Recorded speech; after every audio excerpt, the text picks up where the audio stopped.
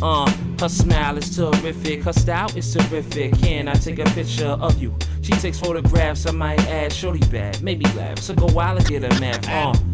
I'm a type of dude that like patience, great conversations, I don't mind waiting. Yo, cause that's the type of woman that you wife it up, spend your life with her, no lie, there's no price on her. And when you see a woman like that, that's rare. Could you step to a woman like that? I stare at you. Hey. Did you miss us? For women everywhere, black love. Welcome in jail. Welcome. Welcome back to Quirkish. Today we're doing a Black Panther review, courtesy Any changes? Courtesy of the honorary member of the Dora Milaje and myself, Bro Diamond. This is Kheeda crew. Guys. Dora Milaje. I'm sorry. Ooh, thank you. That's how I was looking. I'm like, you know what? Let him correct himself. Yeah, before she spares me. Ha! So we're doing a review of Black Panther really quickly. Just to get directly into it, what did you think about the movie? It was phenomenal from beginning to end. It was storytelling. It was a really entertaining, captivating story from like a young boy's childhood, a lost boy's childhood, to come and get the throne. Like, you know, and it encompassed so many villains, which is like when they put like so many villains, it can be a little like... Yeah, and I thought that it was just a perfect story, and I think Ryan Coogler, Joe Robert Cole, you know, they really showed their asses off with the writing, the directing, the visuals. Yeah, pause. I got you. All of that, you know what I'm saying? They really did their thing, and to like really have it rooted in African culture was the best part. And to also make it known that it was a fictional story, that it is not real. You know, just by having subtle hints, but also specifically the dialogue that they were able to put in there that, you know, for the most part, only black people can hear, to tell the honest to God truth. Yeah, it was really kind of like a coded film, and that's where, for me, it lies as top, if not the best movie ever. Wow. For sure. That's a heavy hitter. So, what were your critiques on it? Well, one, I told you in discussion before we started filming that, you know, the soundtrack. Someone said the soundtrack was really disappointing. I've heard this as well too. What about Jadena? Jadena, his Chief Bull, whatever, his latest album, The Bull Something, should have been, you know, at least a song. And I agree with the part about Afrobeats. At least one Afrobeat, this WizKid, should have been a part of the sound score, the soundtrack of the actual movie. Not the Black Panther Kendrick Lamar album. That's a different life and entity by itself. Someone said there was too much talking.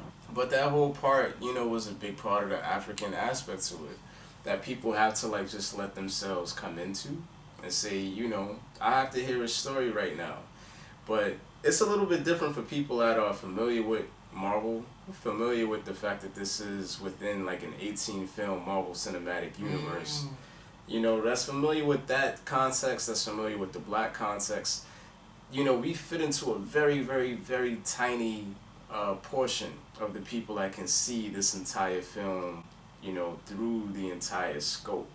From the black language, the dialogue within the black language about the hair, you know, when they came into Korea and stuff like that. Yes, the one she took off her wig and she threw it at the guy, and she took this itchy thing off my head. It's disgusting. Or she said it's disgraceful. One of those, yeah. But they made it a point even then to show both styles of hair as unkept. So with the black woman, Lupita's hair was nappy as hell and just all over the place, and she's still, you know, runwaying and shit. Wait, I get offended when certain people say nappy, and how they say it. When you say nappy as hell, you mean it in the most positive way, right? Because some people do not like that word, and I get it. Because I can call my hair nappy, but if somebody else... You want to fight? These hands, you gonna catch it. I wish y'all could see the names of the books that this camera is stacked on right now. For me to even entertain that question. You know, I adore that. And then for them to show the wig in the same light where it's just all over the place. But you can see the difference in their energy. And it shows that all you really need is everything that's inside you. But it was very deep. I didn't really get too many critiques about it that was serious. Yeah. And it was all Afrofuturistic as well too. And with the technology, vibranium sewn into their clothes, like the guy said. And all of that, plays a part in their wealth. And a lot of people may not know that T'Challa is worth more money than basically anybody on the planet. Like, he's the richest person alive. That's if he said this, he's a rich person. Like, we all know the richest person in the world of all times is Mansa Musa to this day, from the Mali tribe. Yeah. Or the Mali kingdom, where he used to pass around like gold bars to people and the poor. We all know that, right? It's no Warren Buffett's, not the Rothschilds. We all know. If you don't know yet, pick up a book and read. Thank you. So with that said, I ain't really got nothing negative to say about it. But the main thing for me that I got from it was that it was like the first time that, like, I've been to Chinatown so many different times where it's like you can't read what it says and you can tell that this is a coded community. And this was like the first piece of art for me that was like, yo, this is black, and they can't read it. Yes. They can't read it. Nice. So the people that are saying that this is like, the third best Marvel movie, best superhero movie, this is the best of almost all movies ever.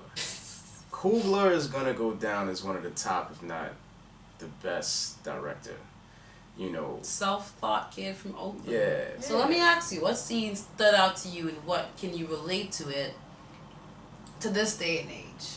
I mean, the main thing for me, like my man Darren Talent and I said, when we saw that the story was starting in Oakland, we knew that we were in for some shit.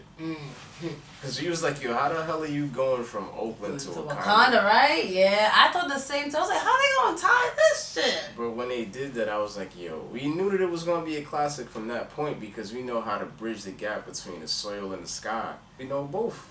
We know Geb and Nuke. You know what I'm saying? Forget about it. It's ridiculous, the stuff that we've been able to do by showing proving it. And Coogler, for him to take those two stories and merge them so, like, just weave them together so perfectly, to me was like what stood out. And of course the ending scene, where Killmonger was just like, yo, I'm gonna go and be with my people. It's when he killed himself, he kind of pulled the sword out and like didn't even want to be healed. Yeah, and to also compare their seat on a throne to enslavement. Yeah. By way of the choice that you decide to make, that's just deep. That's just some other shit. And then the imagery that you get for when he said, nah, I want to be like saved to be a prisoner, like throw me in the oceans with my ancestors, because they know that bondage is worse than something. I can't recall it right now, but that I almost teared up.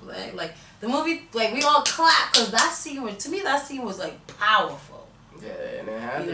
It had to be. And I didn't want that to be taken as a murdering of masculine energy, which I feel is already at like its lowest point on the planet. Because I love Killmonger, and people needed to see Winston Duke. People needed to see, Killmonger. To make a representative. Yeah, people needed to see T'Challa, and even me being inspired, like, yo, as a skinny guy, I kind of wanted to get a little bit bigger, you know what I mean? Go ahead with the masculine. Nah, you have to take charge of it, but just know the difference between overdoing it and underdoing it. Ancient Future by Wayne Chandler, I'm sorry. Wayne Chandler is a great book. Read that book. I tried reading that book. It's a little bit dense, but if it sticks to very it, dense. I say a little bit just not to ward you guys off. It's mad dense. Kind of is. You kind of gotta have some prior knowledge with that. You know what I'm saying? No, I'm not saying that you can't read it. I know. Preparing the hood for it. You know what I mean? But what check about that out. I feel like this movie had such a great impact on the black community. You know why? Because it's a conversation that needs to be held. Remember I told you with the scene with the father and the son. Did I talk about that? The reason why I didn't take you to Wakanda is because I feel like they would say that you are lost. Remember that scene I said? And then the dad was like, the son, or whatever the exchange was, the son was like, maybe, but they are lost. Like, Africans themselves are lost. And it's important because on Instagram or like Insta story, there's a really popular video circulating with two boys, literally like probably like 3-year-old, 4-year-olds is pointing up at the thing. And he's like, that one's me and that one's me. Like little children, they have a background to say, oh look, I look like this superhero, or I'm more than just like win an Oscar for not being the help. Or I can, you know, like, not even like win an Oscar, you know what I mean? Because we don't even need Oscars validation now. But I'm just saying, like, kids have more things or, like, a broader scale to, like, look back and say, listen, a black person did this, a black superhero, a big black superhero, besides Blade, which I've been hearing circulated that Blade was a superhero back in the 90s. Yo, even besides your parents, you know what I'm saying? To me, like, those are your first and biggest superheroes. Yeah. But then you even forget about that. Now the state is the father. You know, the black woman has become, you know, something else in entirety, you know, a good portion of the time. And it's just not the same.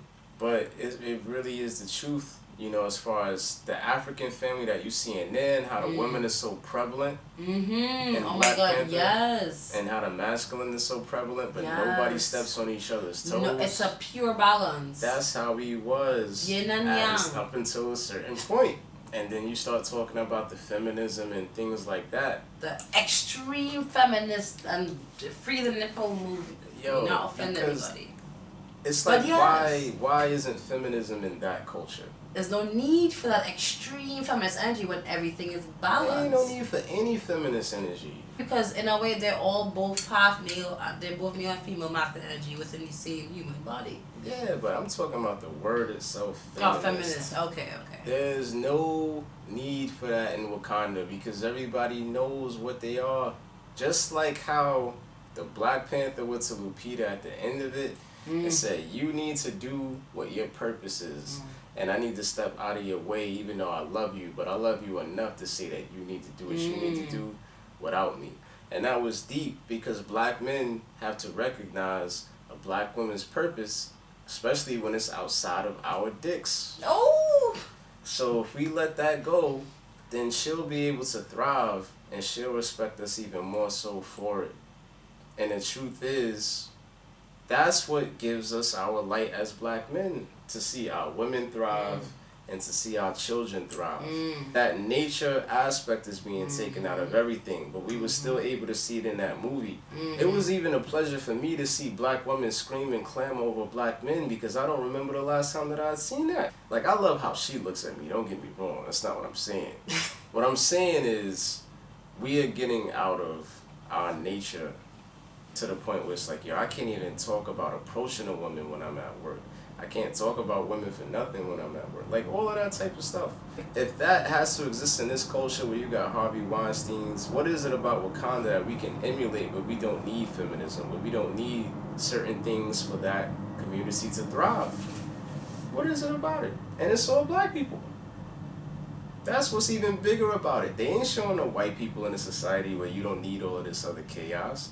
They're showing us. Yeah, man, and let's look forward to Infinity War as well. Yeah, and let us know what you guys think in the comment section. What scene stuck out to you guys and what scene meant a lot to you, and, you know, what was the most memorable scene to you and how it relates to you. Whatever, yeah. So follow us at bro.diamond at Instagram. And Kheeda.crew at Instagram. And you can follow us both at Quirkish on our Instagram as well. And we'll see you guys soon. Yes, Wakanda forever.